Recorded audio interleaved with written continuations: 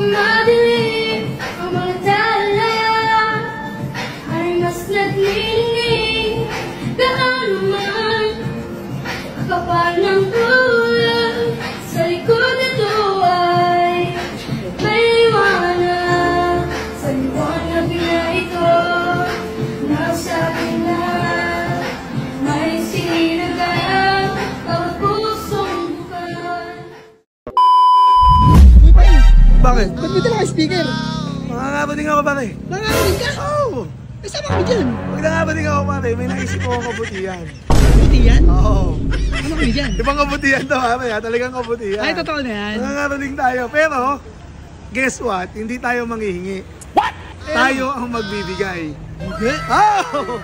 Parang kasama natin iyo, yan o. Dahil ngayon pare, panahon ng pagbibigayan. Dahil panahon ng pagbibigayan, mamimigay tayo, mangangaroling tayo, pero tayo ang magbibigay. Sama ka ba pare? Sama ko pa rin. Ay, pahinihintay mo. Let's go!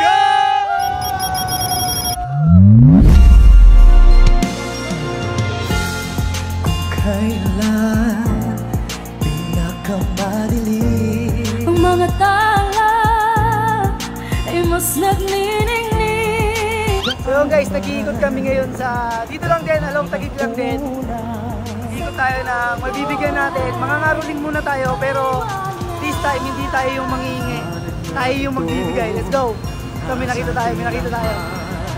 May sinagang bawat pusong bukas. May na ano na tayong isa na magkakarolingan natin. Sabay-sabay! Ang nagsiling dito umiilaw, walang iba kundi ikaw. Salamat sa liwanag mo, muling magkakakulay ang paso. Salamat sa liwanag mo, muling magkakakulay ang paso. Diyan si ma'am.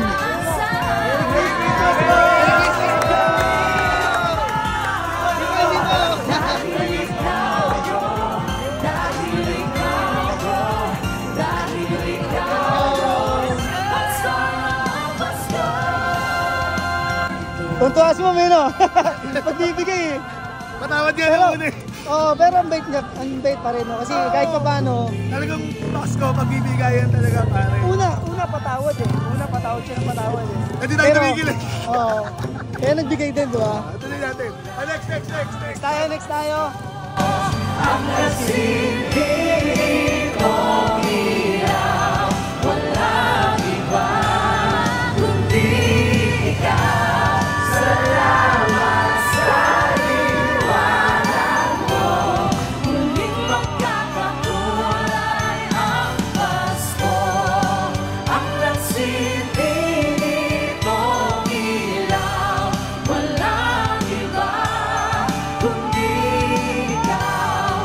Pansin ko pare, kung sino pa yun, di ba pag nangangaroling tayo ng bata tayo, hindi ko nilalat ha, pero yung may mga malalaking bahay, parang hindi lumalabas ang bahay no, pag nangangaroling. Pero pansin ko kanina pare yung mga... Oo nga, kaya nga nakakakilig sa puso kanina. Kasi kung sino pa yung mga wala. Sino Hindi pa yung nagbibigay, no? Kita mo, hindi pa tayo tapos kumanta. May nag-aabot na, di ba? Oo. Pero di natin alam, baka mamaya panggastos pa nila yun. Pero dahil nga yung esensya ng Kapasko, alam nila, bigayan. Bigayan. Pero kung tutusin pare, sila na yung pwedeng tumanggi eh. Mm-hmm. Malatawa rin. Mga pare, ito, ito tayo susunod natin. Tara. Salamat sa liwanag mo, muling magkakakulay ang Pasko. Dahil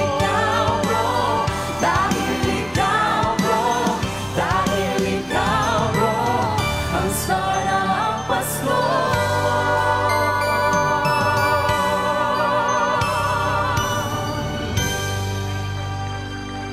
Merry Christmas po! So yun guys, katatapos lang ng distribution natin. No? Mabilisan lang, pero nakakatuwa.